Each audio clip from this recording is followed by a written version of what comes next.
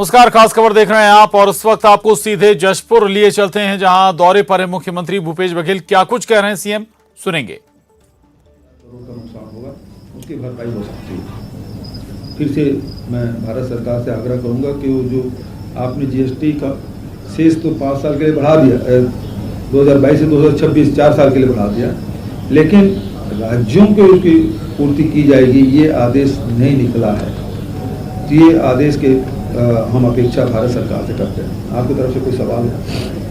Sir, एक बहुत बड़ी मांग अभी उठ रही है डीलिस्टिंग जी, जो जशपुर से उठ रही है फिलहाल जी अभी के सत्र में, और ये पूरे देश में एक अलग ही रंग पैदा कर रही है। और जो आदिवासी वर्ग हैं, जो क्रिश्चियन कम्युनिटी, हिंदू कम्युनिटी, इनके बीच में कहीं न कहीं आदिवासियों के बीच विरोध पैदा हो रहा है। तो क्या मानते हैं आप? इसको मांग कौन कर रहा है ये भी बता दें थोड़ा सा। ये किसके द्वारा हो रहा है? ये किसी संगठन कौन है? ये मांग सबसे पहले सर कार्तिक उरांव थे जो सांसद थे कांग्रेस के, और उसके बाद उनकी मांग को ये जनजातीय सुरक्षा मंच अभी स्वर्गीय कार्तिक उरांव जी, तो पुरानी बात होगी। अभी कौन कर रहा है? जनजातीय सुरक्षा मंच। ये किससे जुड़ा हुआ है? ये बीजेपी के अनुसार बीजेपी से जुड़ा हुआ है। बीजेपी केंद्र, देखिए ये धारा 143 के तहत यदि डीलिस्टिंग करना है तो उसके लिए संविधान में संशोधन करना पड़ेगा, और संविधान संशोधन भारत सरकार के द्वारा ही हो सकता है। तो ये यदि भारतीय जनता पार्टी के अनुषंगिक संगठन है तो यहाँ लोगों को गुमराह नहीं करना चाहिए। उसको सीधा अपने सांसदों से, अपने मंत्री से, अपने प्रधानमंत्री से, प्रधानमंत्री हम सब के हैं, देश के प्रधानमंत्री से मांग करना चाहिए, न कि जशपुर में आंदोलन करना चाहिए। क्योंकि सरकार उन्हीं की है, सांसद भी उन्हीं के हैं, उनके माध्यम से लोकसभा क्यों नहीं उठाते? और यदि भारतीय जनता पार्टी इस चीज को स्वीकार करती है तो फिर उन राज्यों में, खासकर नॉर्थ ईस्ट में, जहां बड़े संख्या में आदिवासी कन्वर्टेड हुए क्रिश्चियन में, और उसकी सरकारें भी हैं, तो वहां वो लागू क्यों नहीं कर देते? लेकिन मैं जो कह रहा हूं एक राजनीतिक भाषा हो सकती है, लेकिन यदि व्यवस्था के दृष्टिकोण से बात करेंगे तो फिर संविधान में संशोधन भारत सरकार ही कर सकती, राज्य सरकारें नहीं कर सकती। और ये अभी ये करके ये राजनीतिक लाभ लेने के लिए ऐसा कर रहा है। तो यदि संविधान में क्या व्यवस्था है कि आदिवासी विशेष दर्जा भारत के संविधान में बाबा साहब अम्बेडकर ने दिया, और अनुसूचित जाति को भी लाभ मिल रहा है आरक्षण का, जनजाति भी आरक्षण का लाभ मिल रहा है। लेकिन अनुसूचित जाति के लोग यदि धर्मांतरण करते हैं, दूसरे धर्म को स्वीकार करते हैं, तो फिर उसको वो लाभ नहीं मिलेगा। लेकिन आदिवासी यदि किसी धर्म को स्वीकार करते हैं तब भी आरक्षण का लाभ उसको मिलता रहेगा। ये व्यवस्था संविधान में है, और इसको बदल कोई सकता है तो लोकसभा में बदला जा सकता है, भारत सरकार बदल सकता है। तो मैं यहाँ के लोगों से कहना चाहूँगा, यहाँ की शांति भंग करने की कोशिश न करें, इससे किसी को भला नहीं होने वाला है, नुकसान ही होगा। और यदि आप चाहते हैं तो संविधान में संशोधन कराना चाहते, सरकार आपकी है, आप करवाएं।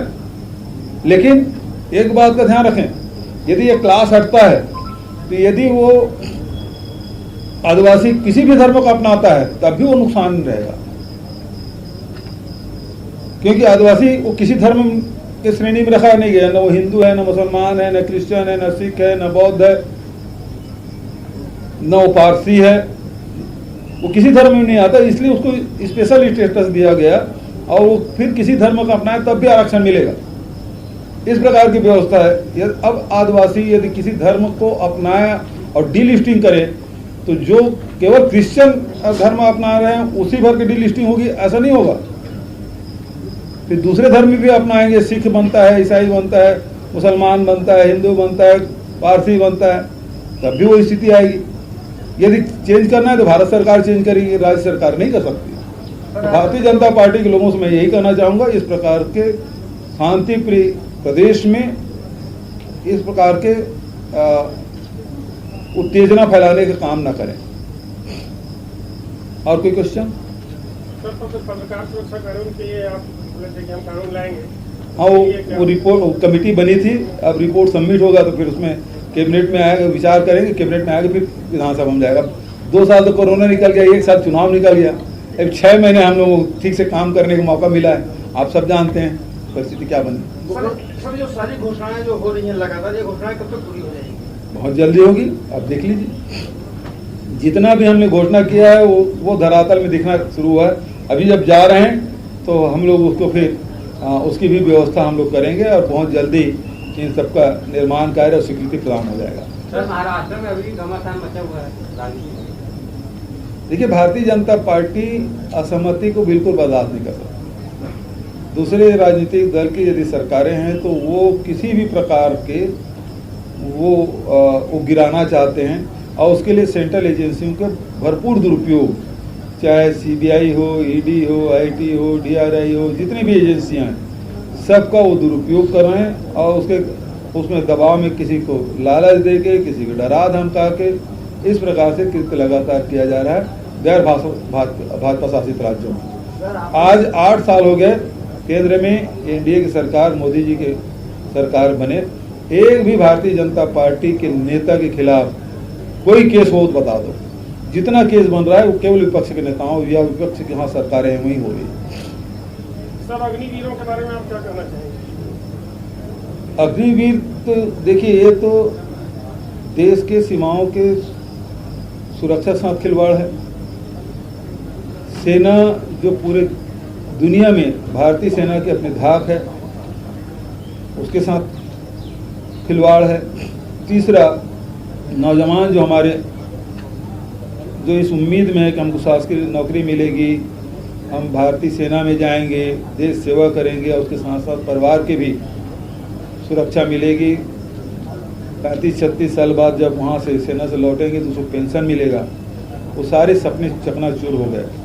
6 महीने में तो वो मार्च पास्ट भी बराबर सीख नहीं पाएगा, सेना की वर्दी पहनना सीख नहीं पाएगा और उसको आप सीधा से फील्ड में उतार देंगे। 3.5 साल बाद रिटायर हो जाएगा।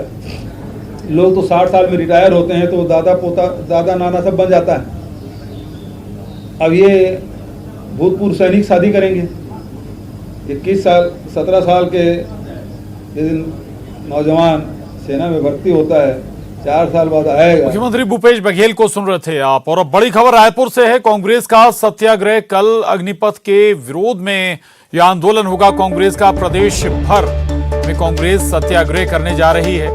चरणदास महंत सख्ती में सत्याग्रह करेंगे। कोंडागांव में पीसीसी चीफ की अगुवाई में आंदोलन होगा। 90 विधानसभा क्षेत्रों में कांग्रेस आंदोलन करने जा रही है, सत्याग्रह करने जा रही है। तो ये बड़ी खबर है रायपुर से। दरअसल अग्निपथ योजना के विरोध में कांग्रेस सत्याग्रह करने जा रही है। प्रदेश भर में कांग्रेस का ये सत्याग्रह होगा। अलग अलग जगहों पर जो कांग्रेस नेता हैं वो इसका नेतृत्व करेंगे। चरणदास महंत सख्ती में सत्याग्रह करेंगे, जबकि कोंडागांव में पीसीसी चीफ की अगुवाई में ये सत्याग्रह किया जाएगा। सभी विधानसभा, जहां छत्तीसगढ़ की सभी 90 विधानसभा क्षेत्रों में कांग्रेस कल बड़ा प्रदर्शन करने वाली है, बड़ा आंदोलन करने वाली है। ये सत्याग्रह कांग्रेस अग्निपथ योजना के खिलाफ करेगी।